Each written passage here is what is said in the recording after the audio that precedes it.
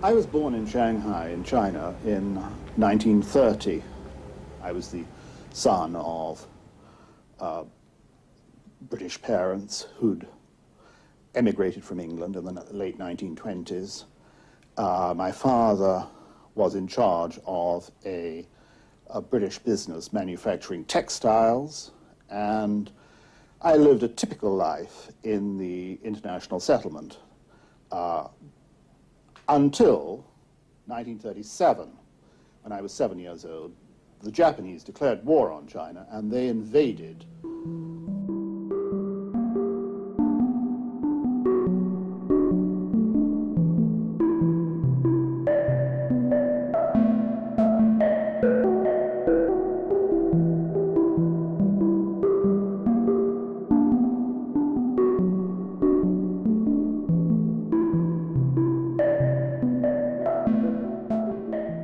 It's obvious that the car crash has powerful resonances that, particularly if they involve the death of the famous, that, you know, plane crashes or hotel fires or train crashes don't have. What is it about the car? Yes. Well, I think it's, of course, we all drive, most of us drive cars. Most of us are aware that if we give in to feelings of aggression, we may kill ourselves. There's a sort of erotic fascination that death has for us when we imagine it. I mean, the connections between sex, eroticism, and death have been explored, you know, for hundreds of years, if not thousands. But it seemed to me that what had once been a sort of morbid playground of a small group of, you know, French intellectuals was the standard fare chosen by mass audiences who are going to the movies for the evening. They quite liked it, you know, watching people entangled in car crashes. So I thought there's probably, you know, there's some sort of connection that needs to be explored.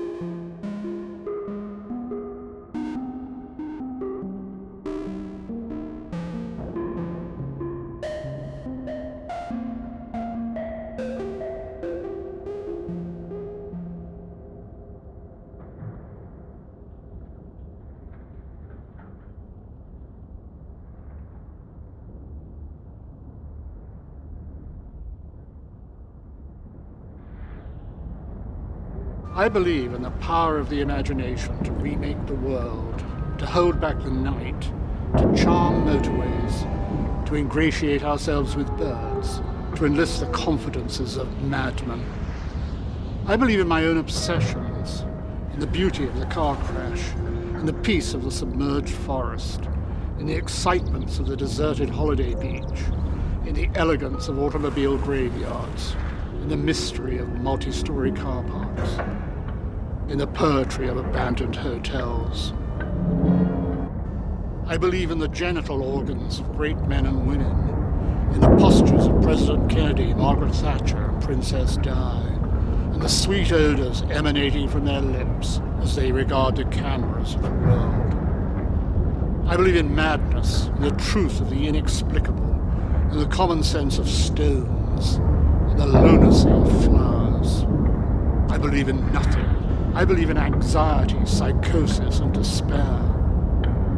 I believe in the perversions, in the infatuations with trees, princesses, prime ministers, derelict filling stations, more beautiful than the Taj Mahal, clouds and birds. I believe in the death of the emotions and the triumph of the imagination.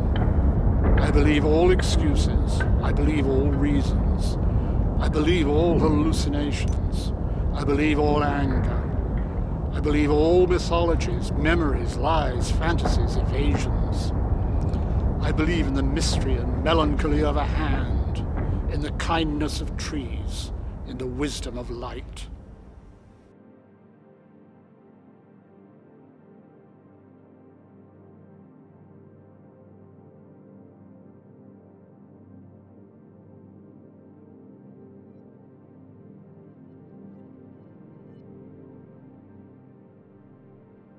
And societies have their dreams too. In fact, what is so strange about the world we inhabit today is the way in which fiction and reality have become reversed. That, say 20, 30, 40 years ago, everybody had a clear idea of the world of reality was the external world around you, the world of work, and industry, commerce, the world of fantasy, and the imagination was the world inside our heads, our private dreams and hopes for the future and so on. Now that's been reversed. Now we're living in a world that is almost, the external landscapes of our world are almost entirely fictional, made up of advertising and publicity, an artificial man-made landscape. The only point of reality each of us have is the point of reality inside our heads. Our own obsessions are all we have.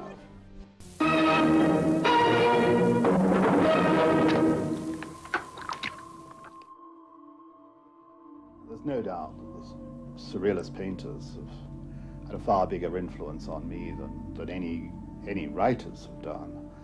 I regard Surrealism as really the greatest imaginative adventure of the 20th century. I think the Surrealist movement is very misunderstood. People think it's a movement in painting inspired by fantasy, but in fact that's not true. The Surrealists were all very interested in science, in optics and photography, and their main inspiration, of course, was psychoanalysis. And I think that combination of science and the imagination is very close to my own writing, and of course it has many affinities with science fiction itself.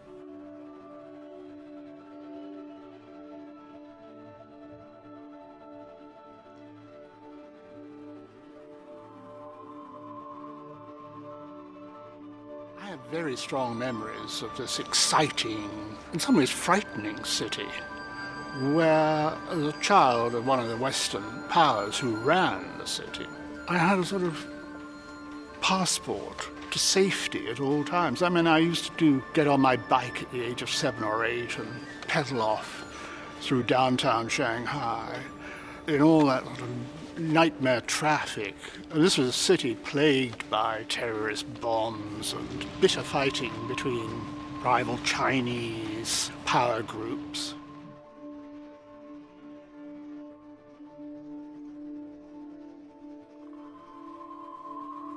War was all around us. Shells were passing over our house, so we moved to the French concession for about 6 months.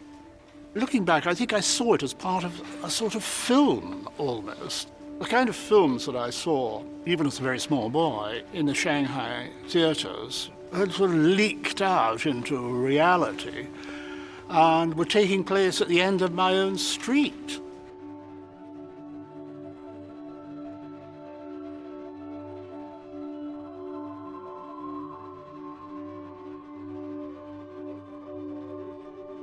I don't think my parents were aware of what I was doing. I once asked my mother, when she was a very old woman, I used to ride my bicycle around Shanghai. She said, we didn't know. I think the reason was that the retaliation from the Shanghai police force, which was run by the British, would have been swift and brutal, so you tended to be left alone.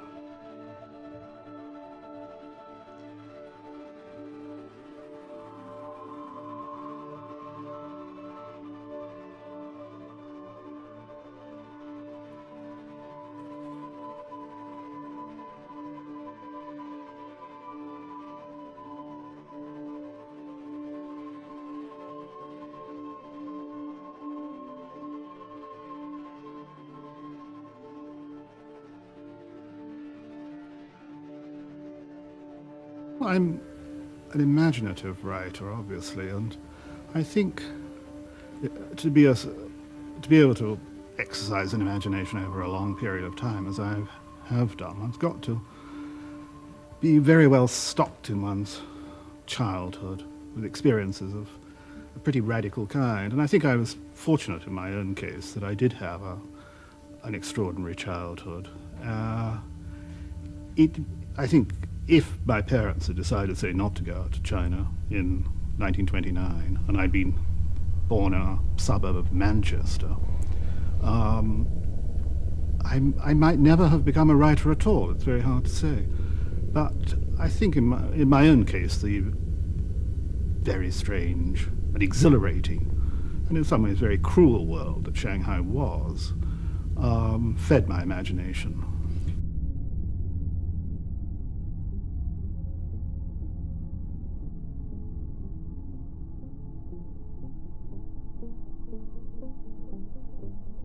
It seems to me that what most of us have to fear for the future is not that something terrible is going to happen, but rather that nothing is going to happen, that we may live, or my children may well live, in a boring world, in what I would call an eventless world, a world where nothing happens. And this will lead, this is what I fear will happen, is that this will lead to the atrophy of the imagination.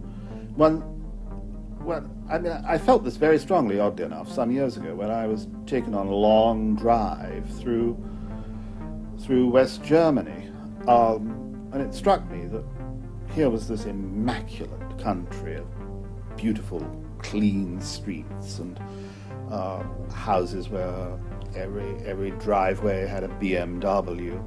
And even a drifting leaf in the street looked as if it had too much freedom. I felt that, this might be, if you want an image of what the future is going to look like, it will be a suburb of Dusseldorf. And that might not be a good thing for the human spirit. One sees that coming over here a bit. If the imagination dies, then it may be that, of course, the only area in which the imagination will continue to live will be in the area of psychopathology. That psychopathology may become the last repository of the human imagination. In one of my books, The Atrocity Exhibition, I even make the suggestion that psychopathology should be kept alive as the last reservoir, like a nature reserve in Africa, the last reservoir of the human imagination.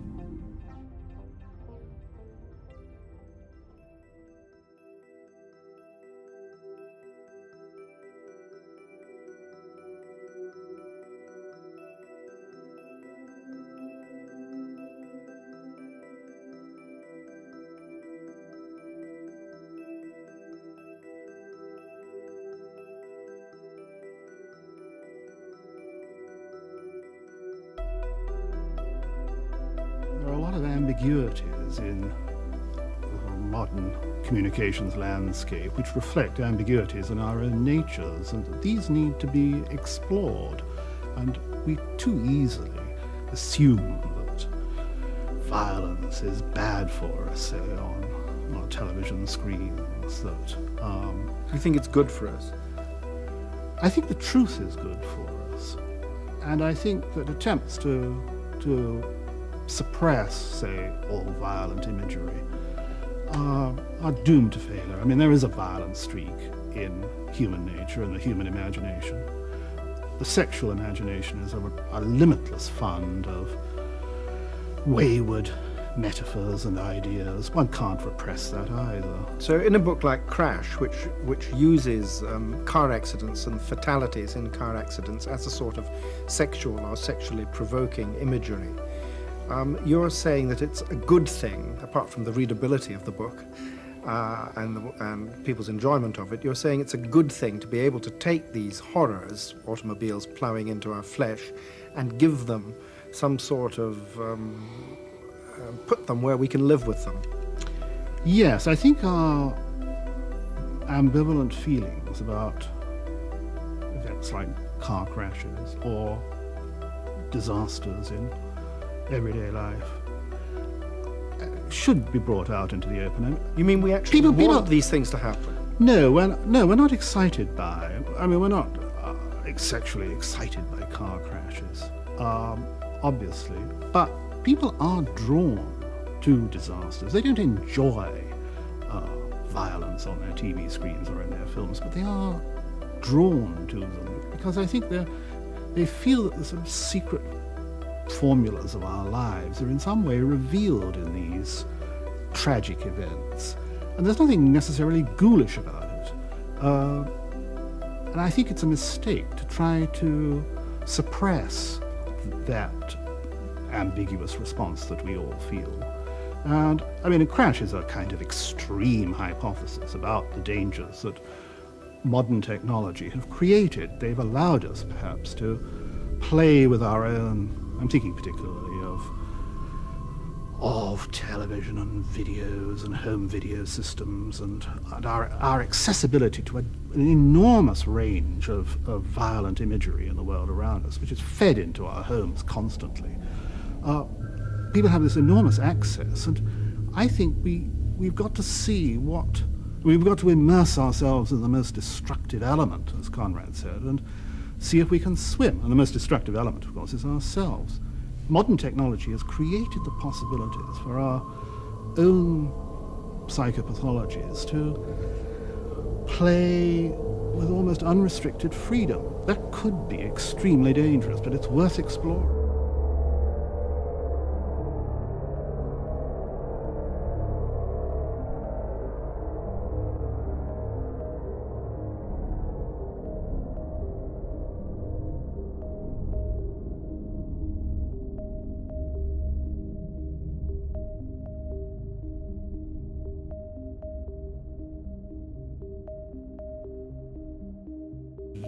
Did you get anything from the study of medicine? Yes, I did.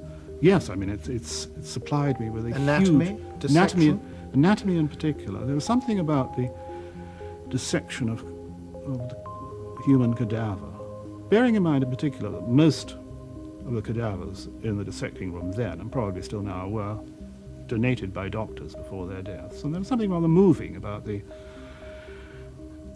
dedication of these men who are about to die, or looking ahead to their own deaths and deciding to bestow their bodies on the next generation of doctors. I found that very a great testimony to the spirit of these dead men.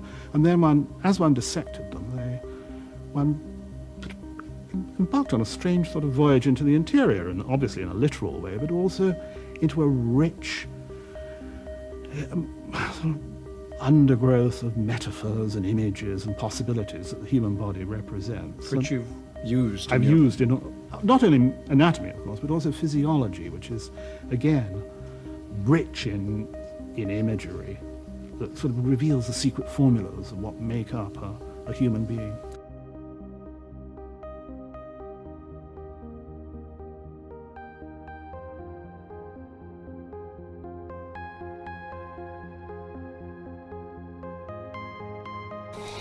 I think man is a mechanical creature, though, with a sort of a soul and mind of a poet, and I think the imagination is our imaginations that allow us to transcend the universe. I mean, the universe may be in the largest sense, a cold and alienating place, but we at least have the gift of the imagination, or the gift of the spirit, and that's something the universe doesn't have on its own. I think we have a clear advantage there. There was once, that skull was once full of dreams, hopes, ambitions, an alternate universe to the one that lay around it, probably in the paddy fields of Southeast Asia. However harsh the life this human being led, inside that skull, dreams flew.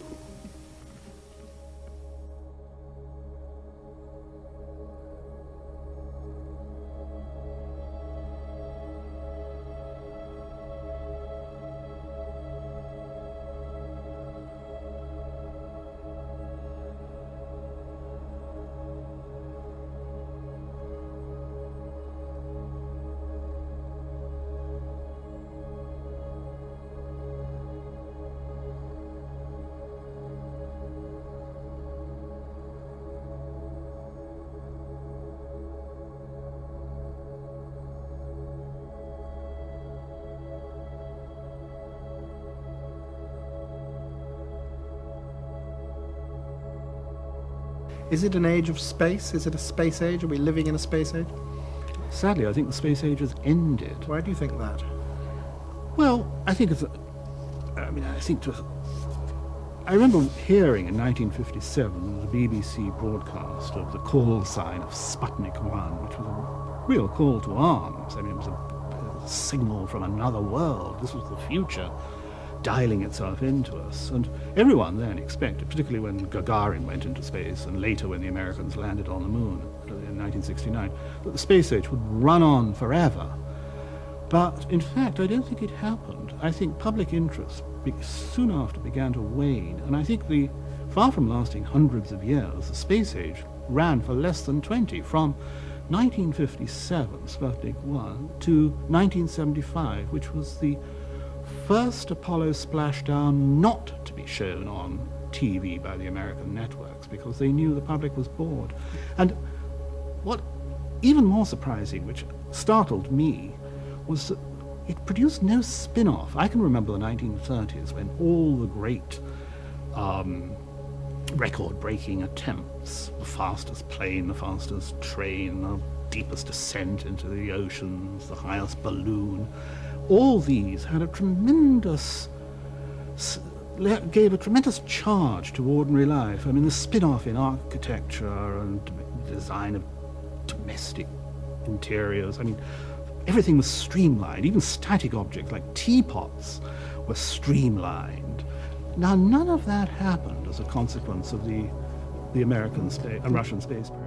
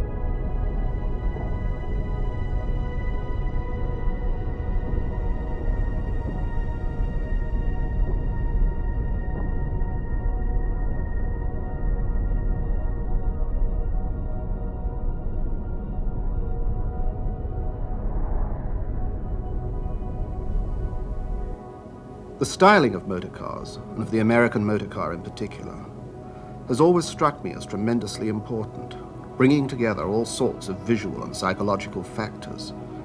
As an engineering structure, the car is totally uninteresting to me. I'm interested in the exact way in which it brings together the visual codes for expressing our ordinary perceptions about reality. For example, that the future is something with a fin on it, and the whole system of expectations contained in the design of the car. Expectations about our freedom to move through time and space, about the identities of our own bodies, our own musculatures, the complex relationships between ourselves and the world of objects around us. These highly potent visual codes can be seen repeated in every aspect of the 20th century landscape. What do they mean? Have we reached the point now in the 70s where we only make sense in terms of these huge technological systems? I think so myself, and that it is the vital job of the writer to try to analyze and understand the real significance of this huge metallized dream.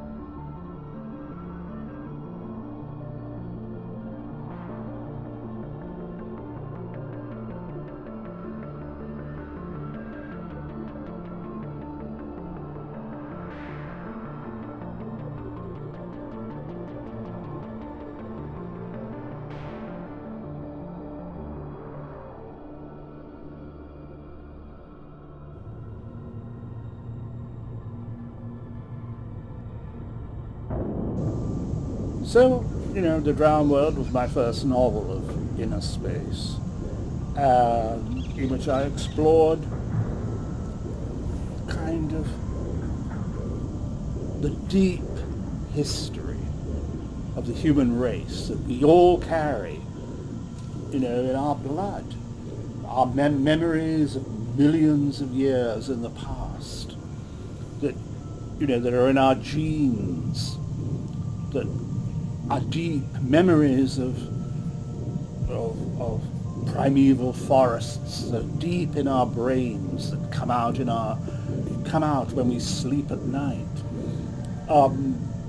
which we see in our dreams. The Drowned World is about the great biological past on which all of us draws. Where each of us.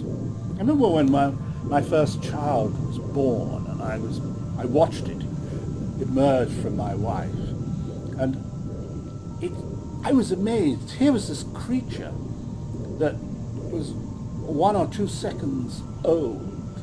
But I looked at this face, this head. It was like an Egyptian sculpture, smooth. I thought, my God, this is my son. He's millions of years old, because the whole of the human race lies behind him. Then, click. And he was a baby of a few minutes old. But I had a glimpse of this enormous age we all are, really. We're part of an organism. Our fathers, mothers, grandmothers, grandfathers, on and on into the past. The Drowned World is about that past, a journey to discover that past.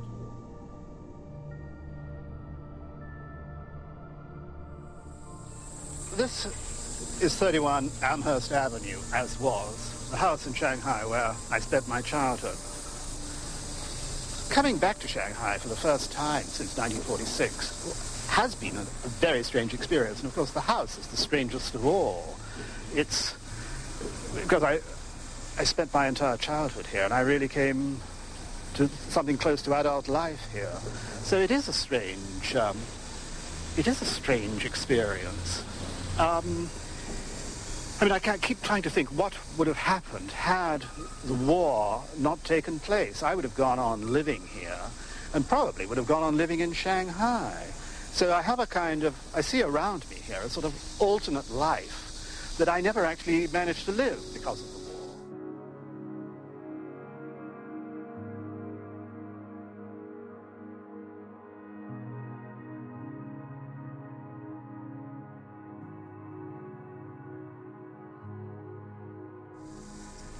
It was very strange walking into my old bedroom on the top floor of the house, because that still has its original blue paintwork.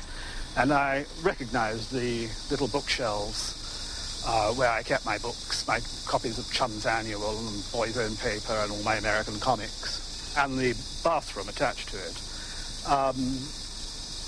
It was like a sort of time capsule, really, that I'd stepped into after all these years. This Chinese high school, about 8 miles south of Shanghai, was known during the Second World War as Lunghua Camp.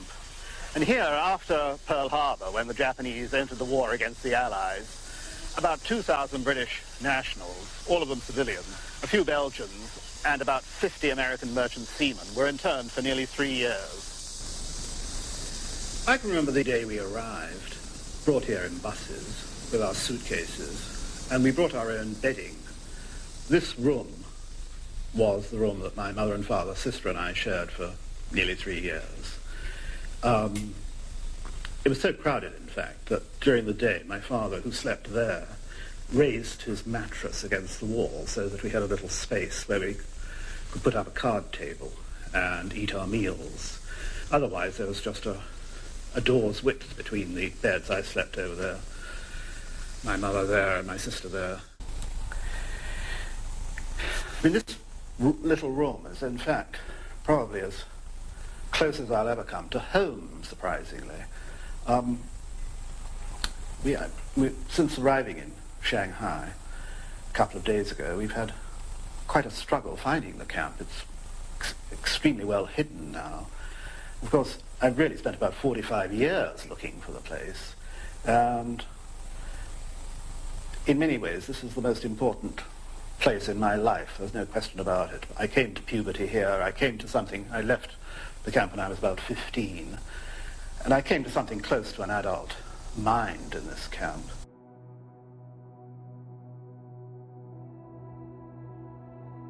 I think what made me realize that things had changed was the way the adults in Lunghwa camp responded to internment. Up till the war, adults had been magisterial, supremely confident creatures. My mother beautifully dressed, my father a sort of a distant figure stepping into the back of a chauffeur-driven car, and all the adults were they were sort of gilded figures who might have been in a movie.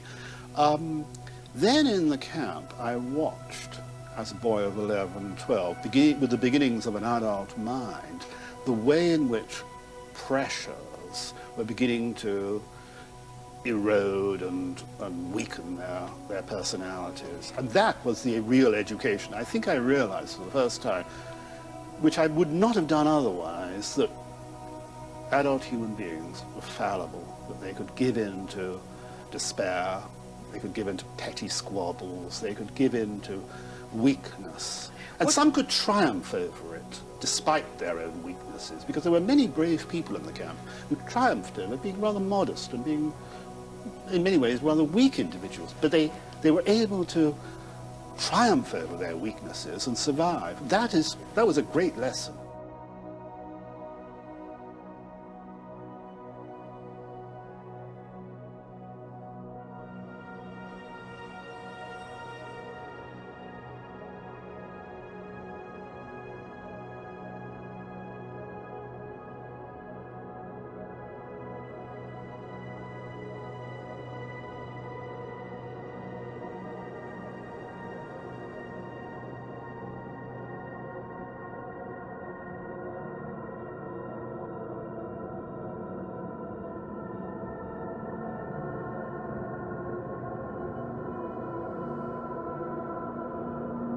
I thoroughly enjoyed my nearly 3 years in Lunghwa In the camp? Yes, it was a huge slum.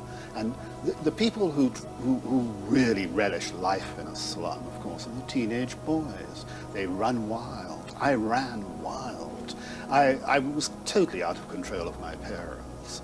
And that's why I left them out of Empire of the Sun when I came to write the book, because it wasn't psychologically true to have had my parents in the novel. To all intents and purposes, in Lunghwa camp between the ages of 12 and 15, I was a hooligan. I was, a street urchin.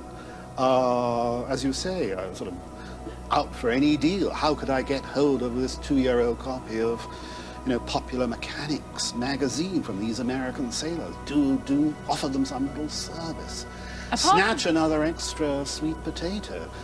Now, but that's life. That's life on the streets of Cairo, Bombay. How did it equip you to deal with life then?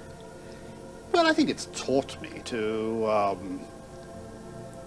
see the truth of everything, to be unsentimental, and at the same time to guard and value my own sort of imagination and my own pride, and what I've decided for myself are the best things in life. In later life for my children and the people I care for. I think it's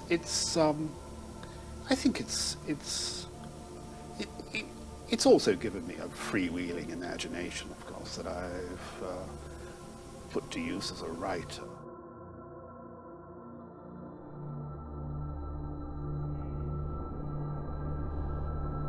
What were your first impressions of England when you came here? It was quite a shock, actually, because I'd been shock I don't think I've fully recovered from. I'd been brought up to think of England as a land of rolling meadows and village greens, and occupied almost entirely by a middle class living in only slightly scaled down versions of Hampton Court Palace. And I arrived here and found this small, grey, tired little island, very dark, where it drizzled perpetually, full of I mean, full of working class people whom I'd never met before, who were very badly treated, poorly housed, poorly educated, and with a comparatively small middle class who really had lost their confidence, I think, and yet defended themselves behind a labyrinth of social codes and practices that you needed to be a skilled anthropologist to decipher. And You were seeing England as a foreigner, as a yes, visitor. I was, for a long while. And I think that, particularly when I realized that I would never go back to China, because in 1949, only 3 years later, Mao and the communists took over the country, and the curtain came down for about 30 years. I realized I had to make a new life in this strange, complicated realm. And but I've always remained a bit of an outsider, there's no question about it.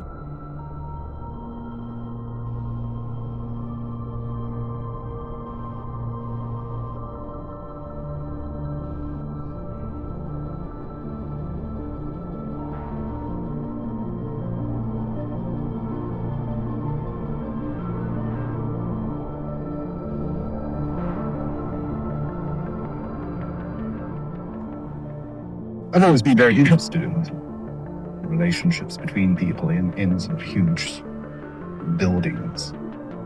They seem on the surface to be sort of extraordinarily successful sort of social institutions. There are huge office blocks in New York, for example, which have daytime populations of up to, I think, something like 30,000 people. I mean, quite substantial towns. Yet the incidence of, as far as one knows, of crime, for example, and social unrest in one of these huge office blocks is remarkably low. I mean, you have to rate them as pretty successful ways of keeping people under control. Yet, can life within these, are there any cracks? What can go wrong? And to what extent does the character of life of the relationships in a high-rise block play into the hands of people's unknown feelings and attitudes towards one another? I describe in high-rise a sort of slow and steady, what appears to be a slow and steady degeneration, a sort of slow and steady reversion to barbarism, in a sense. But this is not, although the people, the tenants, whatever it is, 2,000 tenants of this huge block, don't realize it to begin with. They, in fact, will this to happen. They want to explore the fullest range of possibilities offered to them by this building, to begin with the sort of social stratification into three opposing social groups. Then this breaks down into smaller and smaller groups, raiding parties. Ultimately, each person is completely on his own, completely exploring the possibilities of his own life on every conceivable level. At the same time, there's an unconscious conspiracy at work. The people who own the block, most of them, they continue going to their offices. And they put on their blue suits in the morning and go off to their advertising agencies and to the stock exchange and so on. They come back at 5 and they immediately peel off and begin and paint on their woad, almost literally. And there's this sort of conspiracy to exclude and not inform the outside world of what is going on, and to pursue the kind of ultimate logic of life within this building.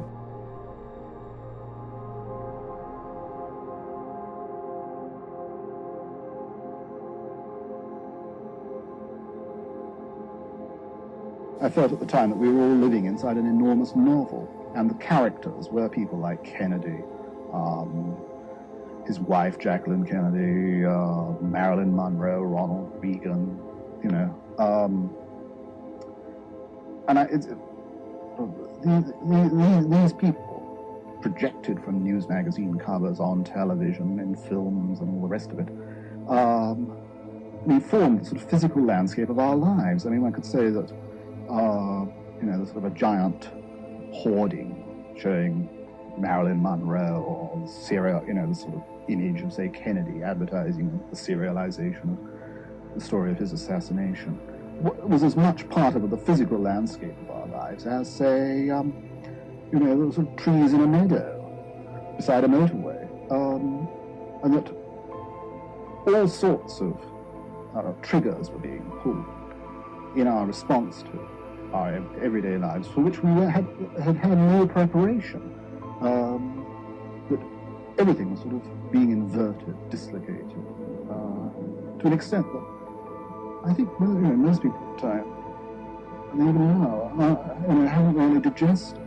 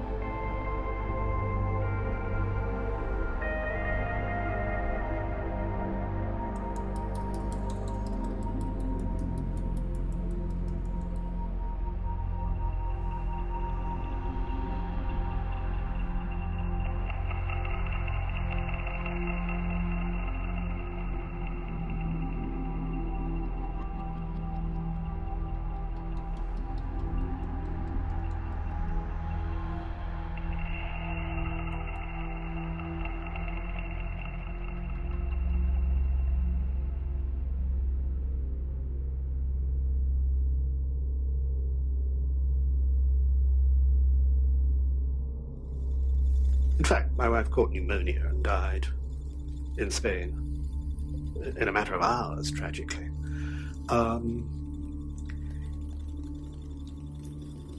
It certainly was sudden. It was certainly something that no young father, or young mother for that matter, with 2 or 3 children, expects the spouse to suddenly die without any warning.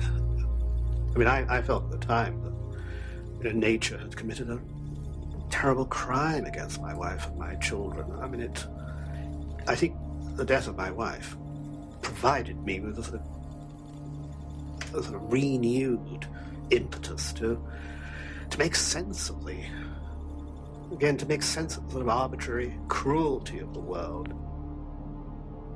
I think it's true that a lot of the sort of machine-like alienated sex that takes place in books like Crash or High Rise is a reflection of my own sort of despair after the death of my wife, and the sort of peculiar sort of affectless quality that life in the late 60s began to have, when I think it all began to come apart at the seams.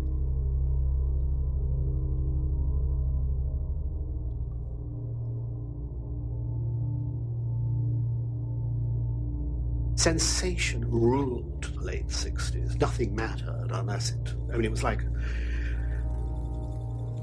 firing an electric current into the leg of a dead frog. All you were looking for was a sort of larger and larger kick.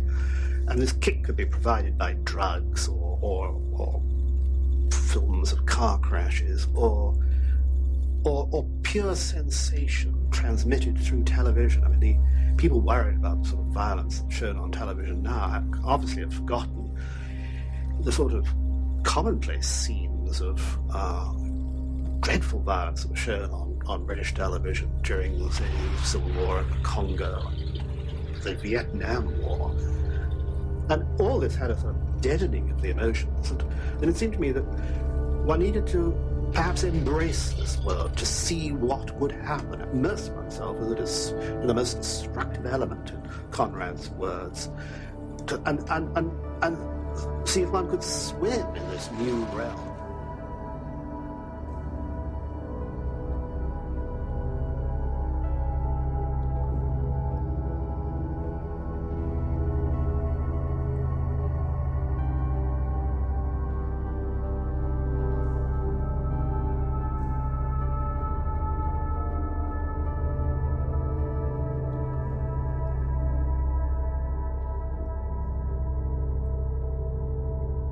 You went back recently to Shanghai, 45 years, almost exactly since you left it. BBC Two's bookmark programme took you. You even went to the small room that you lived in Lunghua camp. It must have been a very traumatic experience for you. Actually, it wasn't traumatic at all. It was like going home. That was the strange thing. I'd had one or two offers, particularly after Empire of the Sun was published, and then again when Spielberg's film was released in 1987. I'd had a number of offers to go back, but I didn't want to go. I wasn't ready. And so when I went back in July with the BBC Bookmark team, I was, in a sense, I was expecting the worst in many ways. In fact, it was a wonderfully fulfilling experience. I mean, we found the old Ballard house in Amherst Avenue without any difficulty. It's now an electronics library, and I stood in my little bedroom there with the same old blue paint, and everything was sort of undisturbed for 45 years, really. Then had a tremendous job finding the camp, which was about 8 miles south of Shanghai, because during the war, the camp stood isolated in the sort of countryside south of Shanghai, surrounded by these abandoned paddy fields. This time, of course, we found the whole area south of Shanghai had been built up, massive industrial estates, cement works, huge blocks of workers' flats that completely screened the camp from sight. It took us about 2 days to find it. Anyway, eventually we found the site of the camp, which is now a Chinese boarding high school, and miraculously actually found the old Ballard room, looking like a sort of rubbish tip, which it was. And I stood in the debris of all my memories, and I felt at home for the first time. So are the ghosts laid to rest now, then? Is it all sorted now? It took 40 years for it to rise to the top for you to be able to write about it, 45 years before you could return and see it. Is that it now? Is it sorted for you? Yes, I think the ghosts are laid to rest, and it's curious that it was sort of done via the medium of film and television, because that says something about, in a way, life in the late 20th century, that the film of events, the TV program of things, they're more real than the originals, and we need, in a sense, to see things on TV and on film to be convinced that they're real. They're now, after all, extensions of our central nervous systems, and merely experiencing something at first hand isn't enough for us anymore. So now you've got it on videotape? I've got myself on videotape, and I know that I'm real.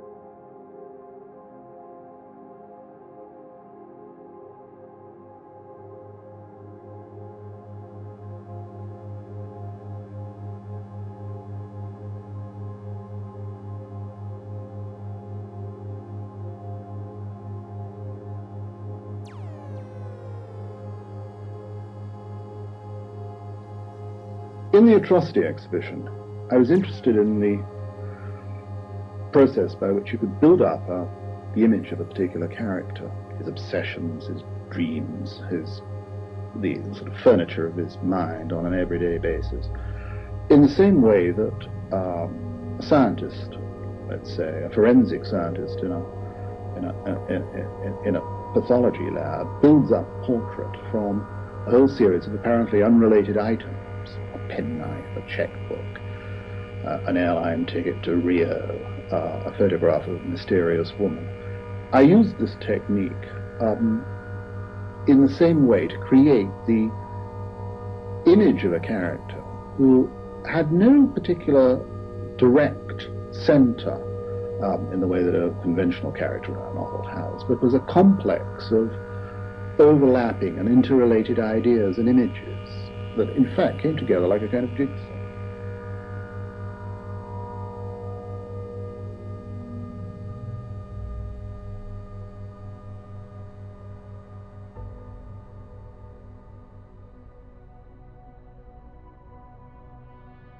In my car crash, I was driving along a dual carriageway at the bottom of Chiswick Bridge at about midnight, and I think one of the tiles, the front tiles, blew out, and the car swerved to the right, crossed a traffic island demolishing a sign, and rolled over onto its roof and carried on along the oncoming lane. Cars were coming towards me, but luckily nobody hit me. And I remember as the car, I was wearing a seatbelt, and as the car moved along upside down, my face was only, I suppose, about 18 inches from the road, which was rushing past, lit by the headlamps. And I remember this sudden explosion of glass as the windshield collapsed, and then suddenly I could hear people shouting, "Petrol, petrol," and discovered that I couldn't open the doors because the roof had been crushed. But finally I managed to climb out, and we, about 20 people, gathered, and we rolled the car over. And I attempted to drive off, but was stopped by the police.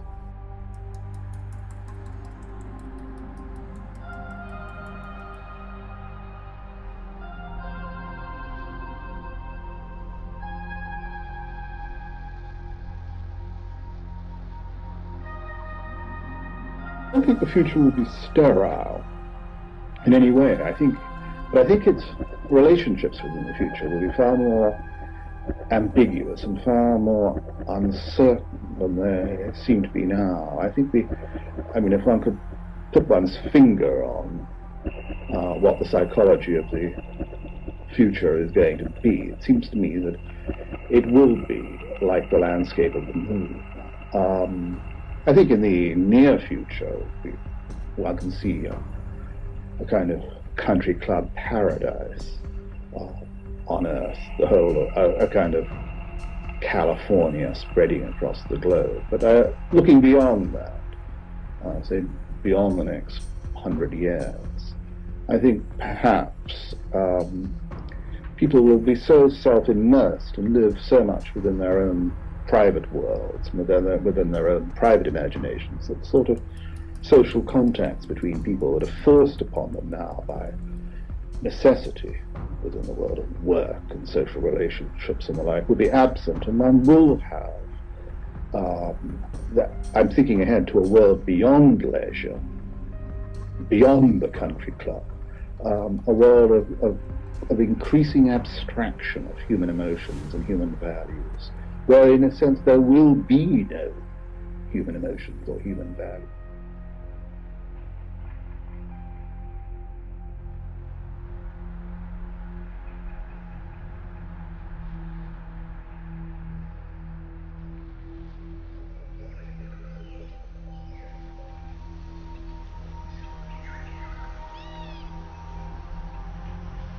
I think a lot of my fiction has been influenced by the landscapes around Shanghai, particularly that which I saw as a child and as a young teenager from the camp itself, looking from the camp out over the abandoned paddy fields and abandoned canals, and at the great back of the river nearby. The apartment blocks of the French concession, which were about 10 miles to the north, seemed to rise out of a great green swamp. And obviously, if you're imprisoned within a barbed wire perimeter for 3 years, everything outside your prison has a sort of magical intensity.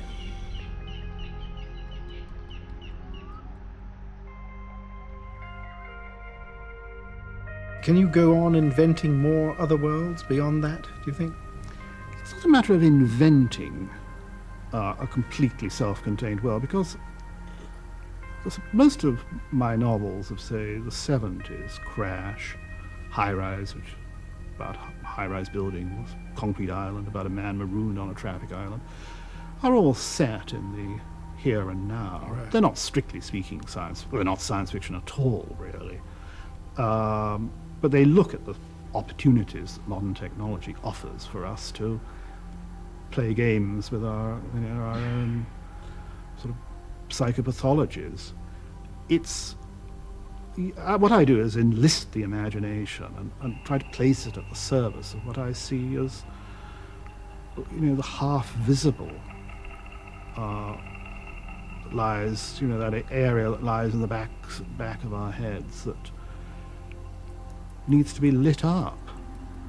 I don't think invention plays as big a part, really, in my fiction as it appears to at first sight.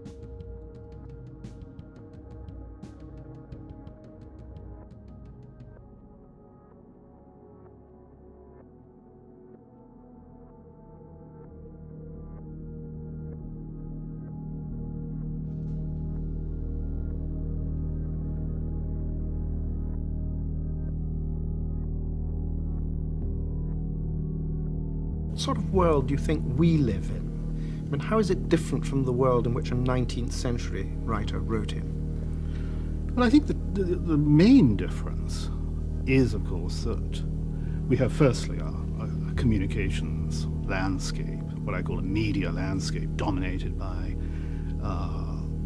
television, the international press, by film, which is, and radio, of course, which is saturates our environment and creates really a kind of two-tier world in which we all live. On the one hand, there's the ordinary world of the streets and the offices and the factories that we move around in. But then there's above this, there's this global umbrella which has now sealed itself around the planet and virtually created a secondary reality. And there's constant leakage between the two. I mean, I could almost say that the media landscape of the present day is a map in search of a territory. I mean, the great television companies of the world, great news organizations, are constantly hunting about, trying to find something in ordinary, everyday reality which will match their expectations. And they tend to latch on to great disasters or confrontations of any kind and magnify them enormously. How do you use this secondary world in your books? Do you describe it, or are you predicting changes in it, or are you using it as your subject matter in some way? I think I do both, because I began as a science fiction writer, and I think all science fiction writers have a sort of cautionary streak in their natures. They're rather like volunteer road sign painters.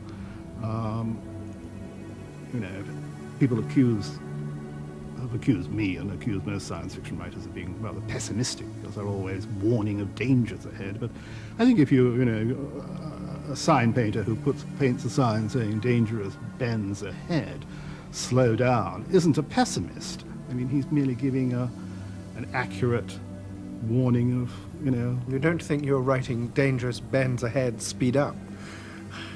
Of course, I am, actually, in some of my books. I mean, paradoxically, Crash is a dangerous bends ahead, speed up book. But that's because I feel that there are a lot of ambiguities in the modern communications landscape which reflect ambiguities in our own natures, and that these need to be explored. And we too easily assume that violence is bad for us, say, on our television screens. That you think it's good for us?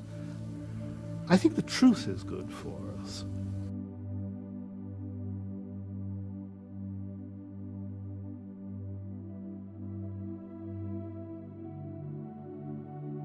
Because, of course, I'm very closely identified with this young hero, who in many respects is myself. I think he perceives, he recognizes some kind of truth about the nature of war. I mean, he firmly believes, for example, that World War II may have ended, but with its end and the dropping of the atom bomb, World War III has actually begun. And this is what he feels that none of the adults around him, none of his fellow prisoners, recognize. They are still thinking in old categories of armistice days and red poppies and lapels and all these sort of sentimental ideas that people have about war and peace and so on. He realizes that war in the mid 20th century and in the late 20th century to come is endemic to the human condition, and that the human beings must accept this, that they're deluding themselves by imagining that that peace will ever come.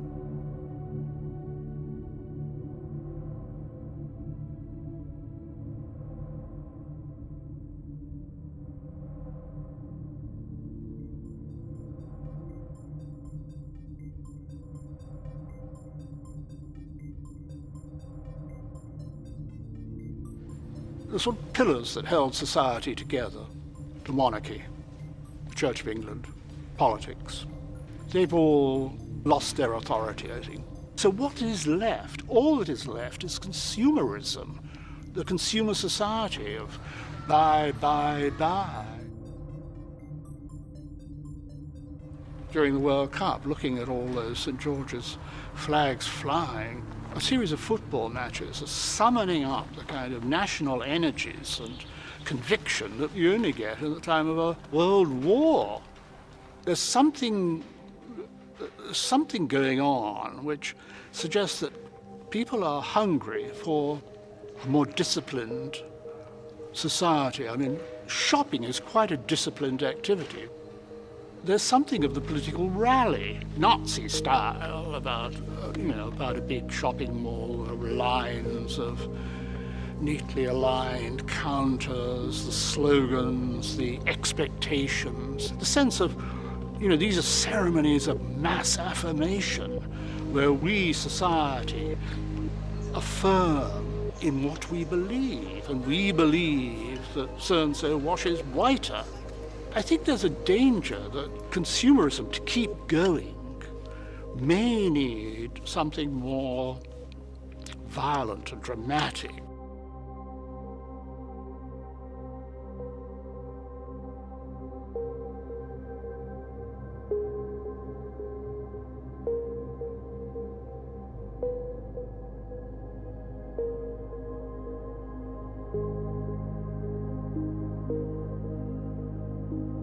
I mean, one must remember that, within a 1,000 miles of where we're sitting now, or not much more, say a two-day drive from here, this century, tens of millions of people have been killed, millions of them put to death in the most cruel way. Well, that you can't attribute that simply to sort of vagaries of history or to the behavior of a small gang of, political psychopaths. These elements lie in human nature, and perhaps modern technology is bringing them out and is facilitating them in a dangerous way. Crash is an example of an attempt to understand what may be going on, using the car crash as a sort of central metaphor.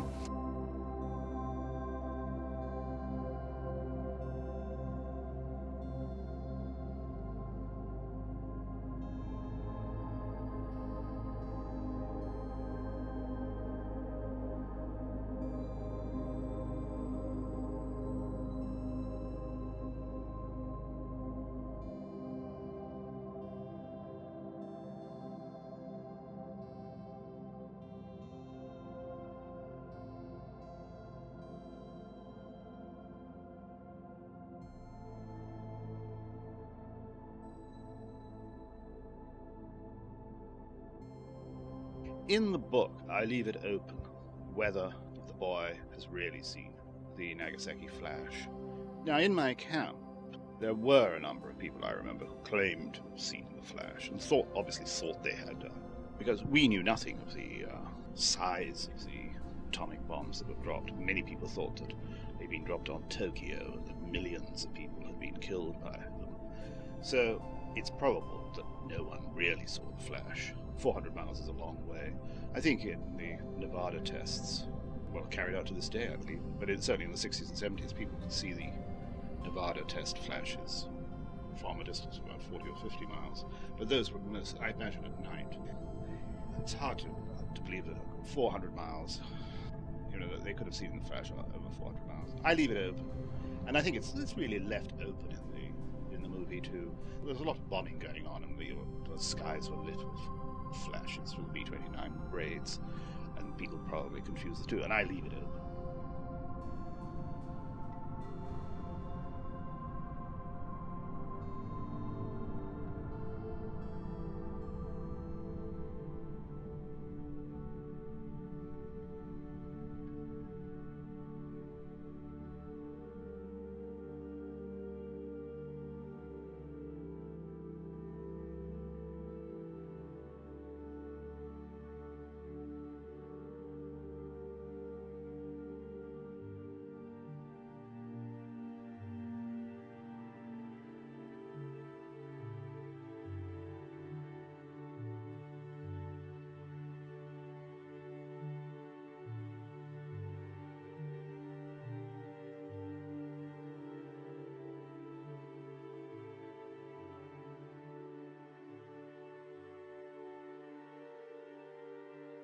What I did was to take the traditional disaster story and stand it on its head. I turned it inside out. Far from hating and fearing the disaster that was taking place, my characters embraced, they rushed towards the disaster and allowed it to engulf them, because they saw the particular disaster as the equivalent, almost, of the psychological changes taking place within their own minds. In a book like The Drowned World, where London, a future London, is submerged by water from the melting ice caps, the landscape of London is beginning to go back to that which the sun is more intense, and the landscape of London is beginning to go back to something that resembles the great Triassic swamps of 300 million years ago. And the central character feels himself drawn back into his own ancient biological past, literally moving down his own spinal column to a more simple and primitive world, but one which, of course, threatens to dissolve him completely. I mean, when you return to the primeval soup, you're one of the soup's ingredients. You cease to have any identity of your own, but he was willing to embrace this because he felt the external changes that were taking place in the landscape matched the internal changes taking place within his own psyche, and this was true of the crystal world in the same way.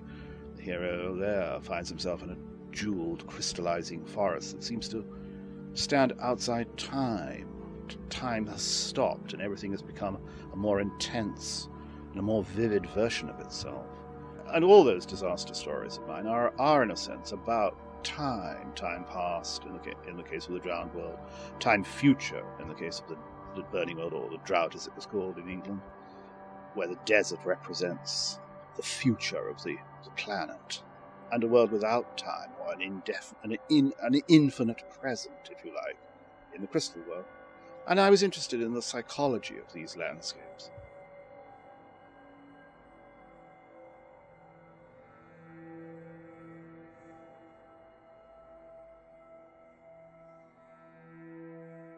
The Unlimited Dream Company is set in Shepperton, where I live, and it's about a young pilot who steals a light aircraft and crashes into the Thames, and who, in a sense, dies, is drowned in his aircraft, but frees himself by an enormous effort of the imagination.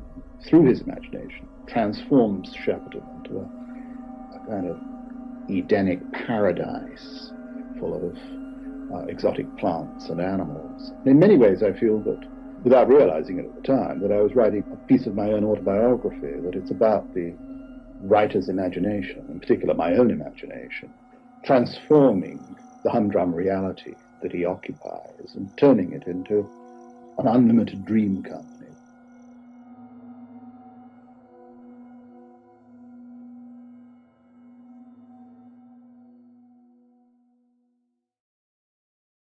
If you'd come here 5 years ago, you would have found 3 children whom I brought up by myself after my wife died 20 years ago. And this was their nursery where they watched television and had all their toys.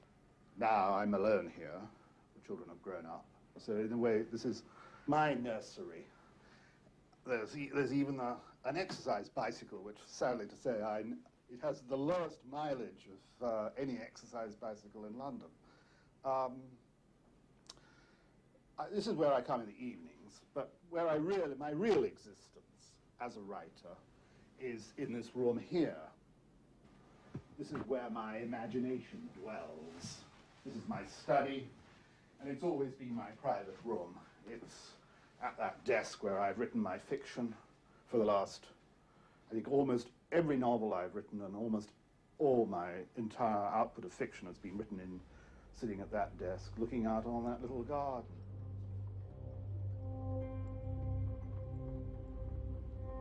Obviously, this house on this quiet suburb where I work doesn't have a real grip on my imagination. I think its great appeal for me is that it is nowhere, that it represents the minimal context in which I can sort of credibly feel part of a landscape. But it's not one from which I draw anything, imaginatively speaking. In many ways, I feel like a sort of secret agent who assumes a modest disguise, pretends to be a bank clerk living in a suburb. And I feel that to a large extent, I'm probably doing that.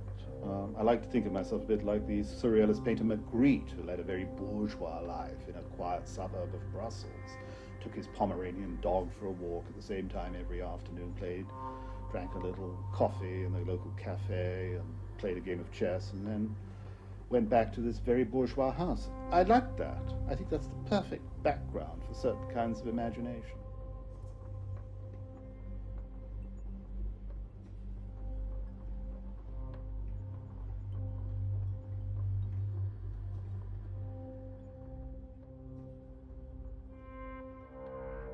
That photograph shows me about a year after my wife died with my three children. I think it was 1965. I've often, people have said to me, well, how did you manage to bring them up? And I've always said, well, they brought me up. And I think that was literally the case. They provided the sort of stability and the good sense and the confidence, and they're very buoyant. And they swept me along. And I wasn't able to look at the past, because they, of course, soon forgot the past. And it was the years that followed that photograph were very, very happy years. I mean, I think I had a second childhood, actually. I think I had a forced childhood. I think the childhood I'd not experienced myself, thanks to the war, I was able to experience for the first time through my own children.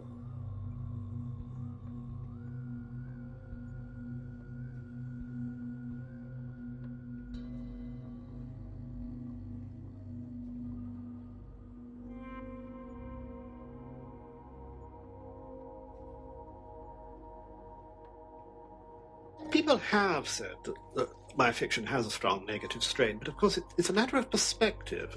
I remember when I wrote my first novel, The Drowned World, the American publisher said, fascinating novel, Jim, but you have your hero at the end going south towards the sun and certain death in these primeval swamps that he's obsessed with. Why not have him going north towards safety? And finding fulfilment, there. I refused, of course, and I said at the time, well, of course, he does find fulfilment. He's living out the logic of his own mythology, of his own dreams. And he wants to go south into self-annihilation. This is what the book is about and what perhaps human psychology on one level or another is about. And I think most of my novels, in fact all my fiction, is a fiction of psychological fulfilment.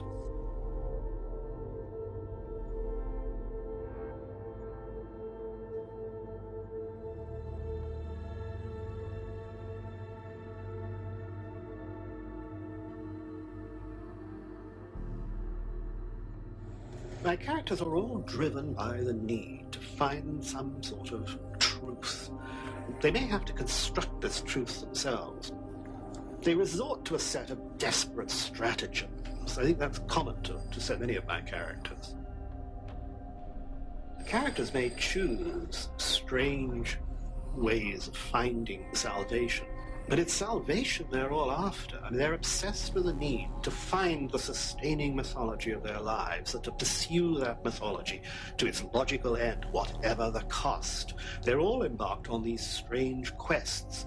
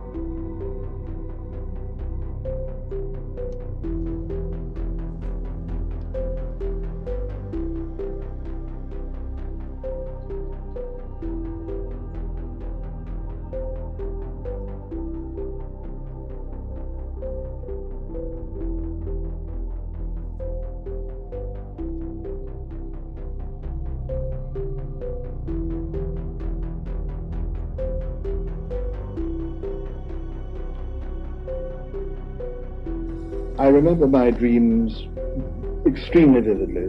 Not only can I remember last night's dreams, but I can remember vividly almost every dream I've ever had. It's I've never really drawn on my dreams, but for my own fiction. But I in many ways I think of my imagination as a writer, as a continuation of the dream time.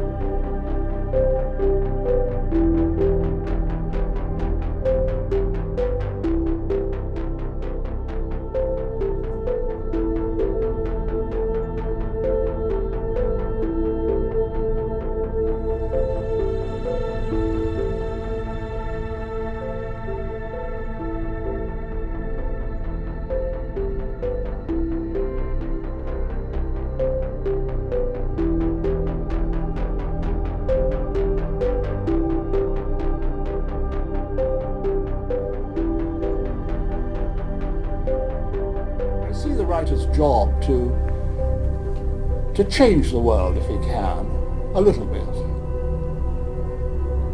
Hopeless idea, but it's worth trying.